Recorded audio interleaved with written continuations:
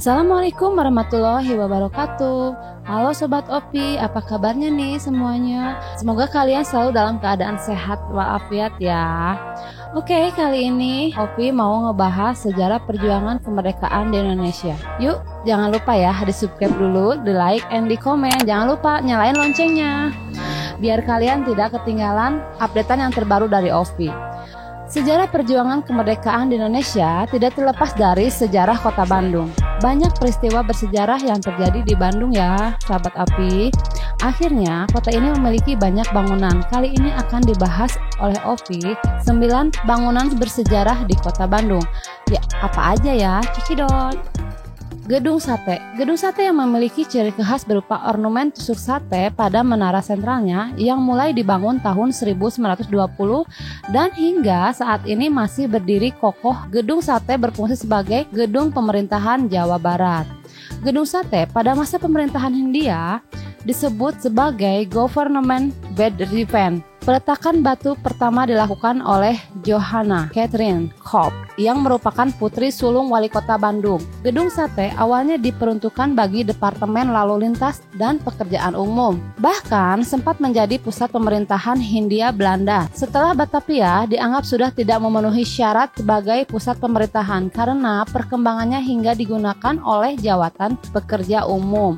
Pada 3 Desember 1945 terjadi peristiwa memakan korban 7 pemuda yang mempertahankan Gedung Sate dari serangan pasukan Gurkha.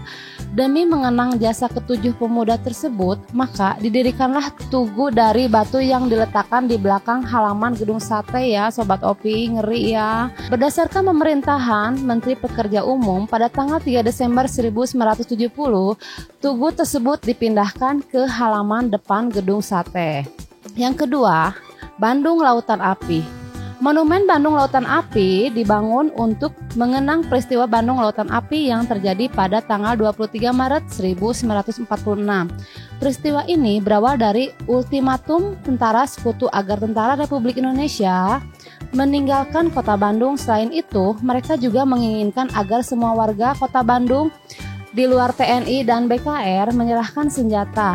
Warga Bandung menganggap hal ini sebagai tindakan menyerah tanpa syarat. Aha Nasution, Komandan Divisi 3 Siliwangi, mengobarkan semangat perjuangan demi membumi hanguskan Bandung Selatan. Seluruh warga kota Bandung Selatan pun ikut membakar wilayah mereka dan berbondong-bondong meninggalkan Bandung. Proses pembakaran ini disertakan dengan pertempuran yang cukup dahsyat waktu itu, terutama di daerah Dayakolot. Pada peristiwa ini, 2 pejuang tewas saat meledakan gudang amunisi, yaitu Muhammad Toha dan Muhammad Ramdan. Dan nama keduanya pun diabadikan sebagai nama jalan di sekitar Tegalega, Kota Bandung ya, Sobat Opi. 3. Gedung Merdeka.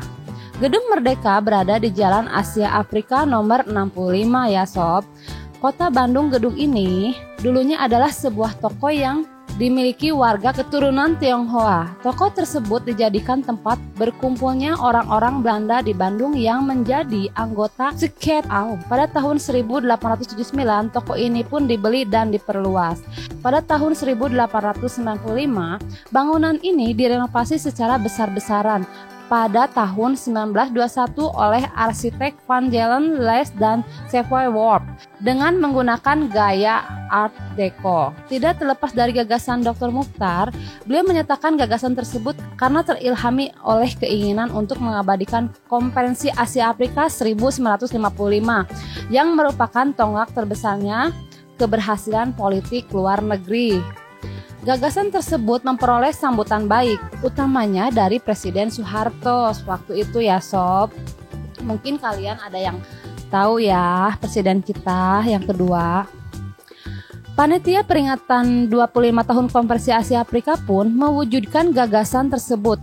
Ketua Harian Panitia peringatan 25 tahun Konferensi Asia Afrika, Job F., Direktur Jenderal Protokol dan Konsuler Departemen Luar Negeri, Departemen Penerangan, Departemen Pendidikan dan Kebudayaan, Pemerintahan di Daerah Tingkat 1 Provinsi Jawa Barat, dan Universitas Pajajaran bekerja sama mewujudkan pendidikan museum tersebut.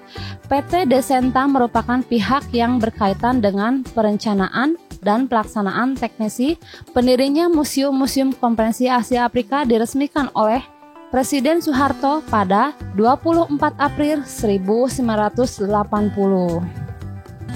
Masjid Raya Bandung.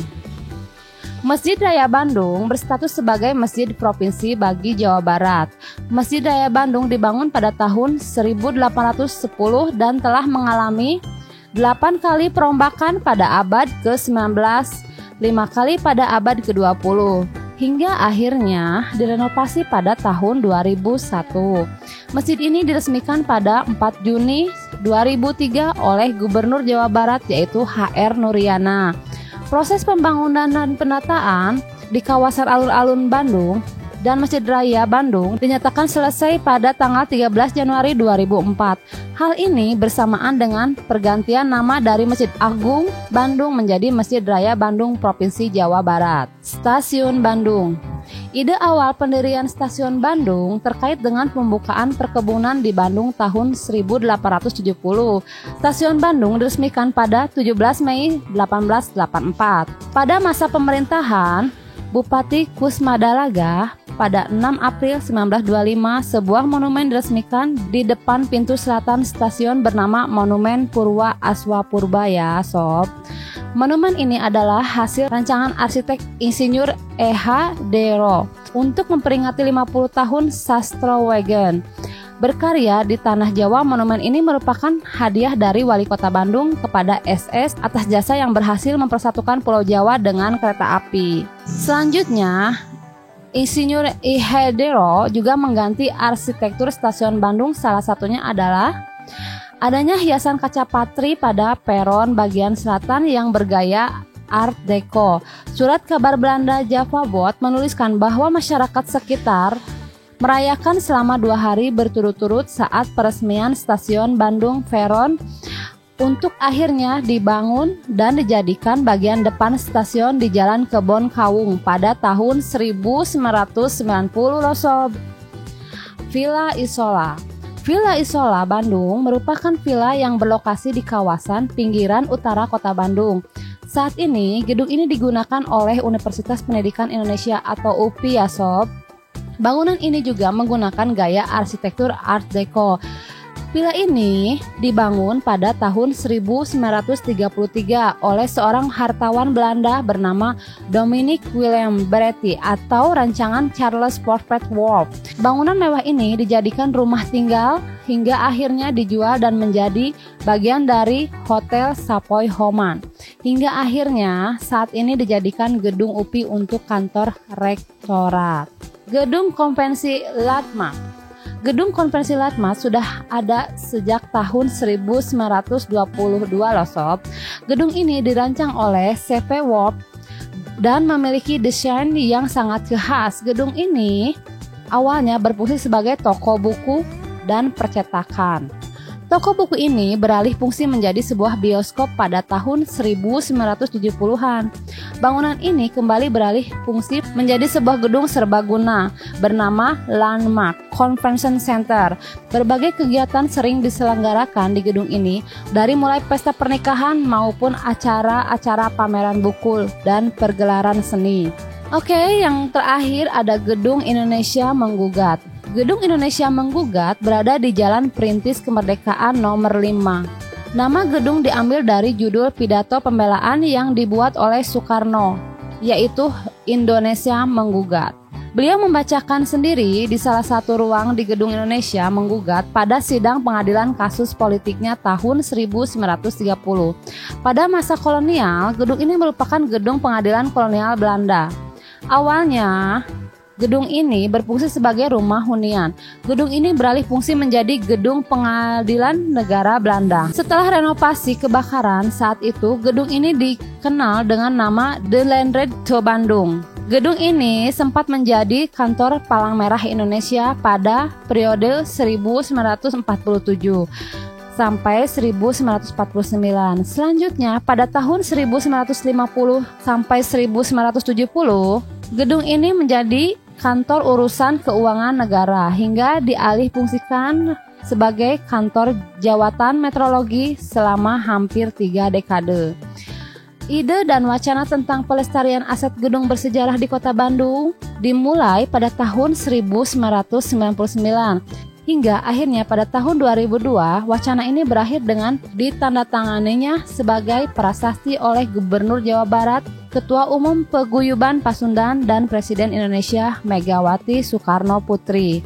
Gedung ini dinamai Gedung Indonesia Menggugat pertama kali pada 2005 oleh Profesor Dr. Hasiletjen TNI Purna Masudi, Gubernur Jawa Barat 1960 sampai 1970, dan Ketua Kuartir Nasional di Gerakan Pramuka 1978 sampai 1993. Gedung ini diresmikan menjadi ruang publik pada 18 Juni 2007.